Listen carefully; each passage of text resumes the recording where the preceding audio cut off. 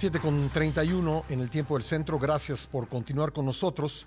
Ayer alcanzamos a comentar el dato con ustedes. El INEGI dio a conocer que entre enero de 2020 y marzo de 2021, el exceso de mortalidad por todas las causas ascendió a 497,476 defunciones.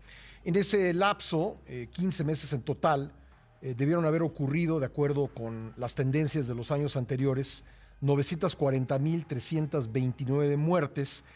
Así que con el total que se dio de fallecimientos, 1,437,805, se da un excedente de 52,9%. Vamos a hablar sobre el significado de estos datos, qué tanto ha incidido la pandemia en este exceso de mortalidad, con el doctor Arturo Erdely, actuario y doctor en Ciencias Matemáticas por la UNAM, profesor de Estadística de la Facultad de Estudios Superiores Acatlán, de nuestra máxima casa de estudios. ¿Cómo está, doctor? Bienvenido nuevamente al programa.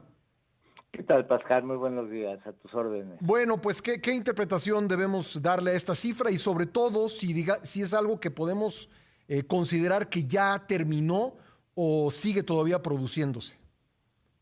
No ha terminado, se sigue produciendo. De hecho, este estudio de exceso de mortalidad que presenta el INEGI, pues como ya lo mencionaste, solo abarca hasta marzo del 2021.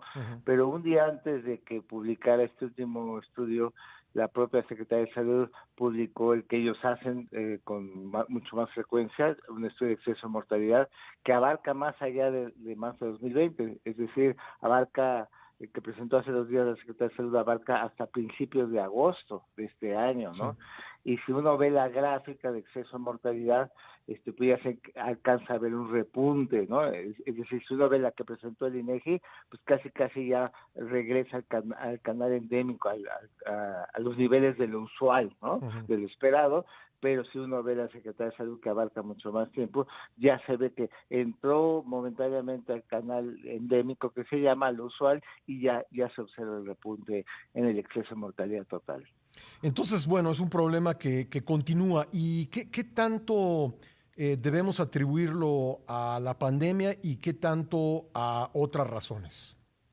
No, definitivamente se tiene que atribuir el exceso de mortalidad total, se tiene que atribuir esencialmente a la epidemia, ¿no? Es decir, aun cuando de todas esas, bueno, hablemos en términos redondos, más de 500,000 de personas que han perdido la vida en México, ha sido por consecuencia directa o indirecta de COVID.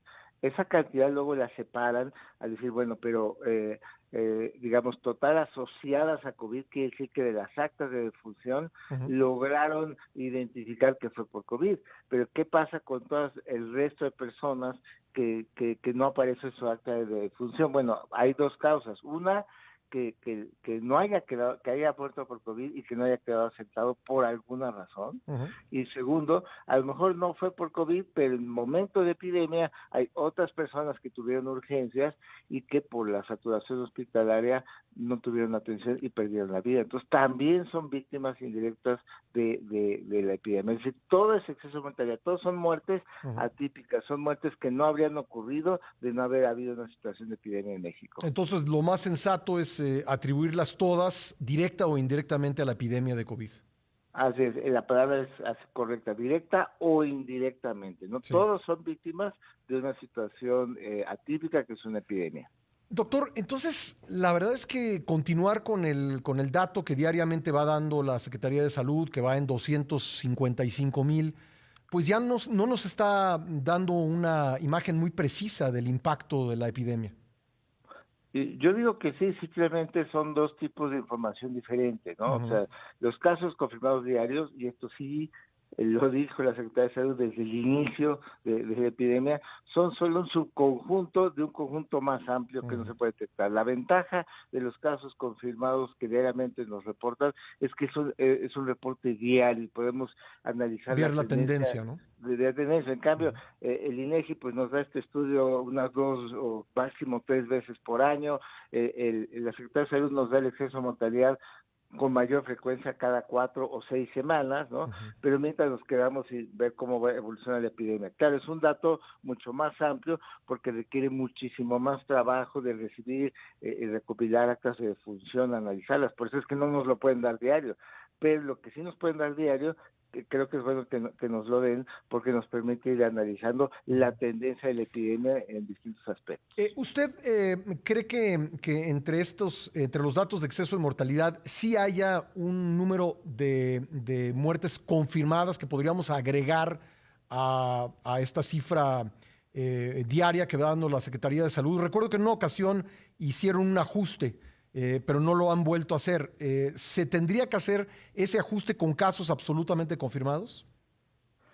Sí, sí, lo que sucede es que la vez que hicieron el ajuste fue porque se les juntaron muchos casos que se les llaman o defunciones sospechosas, ¿no? Ujú. En los datos abiertos aparecen como pendientes de resultados, ¿no?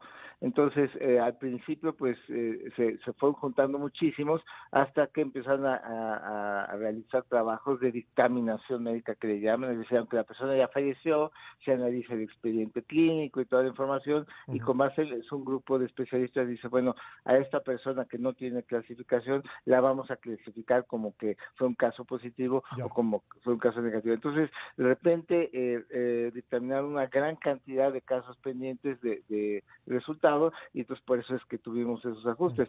Ahorita ya no hay tanto, si uno Ujú. revisa los datos abiertos, hay algo así como unas 12,000 de funciones que aparecen como sospechosas o Ujú. como pendientes de resultado, y ya, pero los ajustes más fuertes ya se dieron, ¿no? Pues, doctor, como siempre, mi agradecimiento con usted por participar con nosotros. Le mando un abrazo. Encantado, buen día, Pascal. Gracias, el doctor Arturo Erdely, actuario y doctor en ciencias matemáticas por la UNAM. Son las 7:38 en el tiempo del centro, momento de una pausa muy breve. Regresamos enseguida con más aquí por Imagen. Quédese con nosotros, que aquí tenemos todas las noticias que usted necesita conocer esta mañana de jueves. No le cambie, como para qué.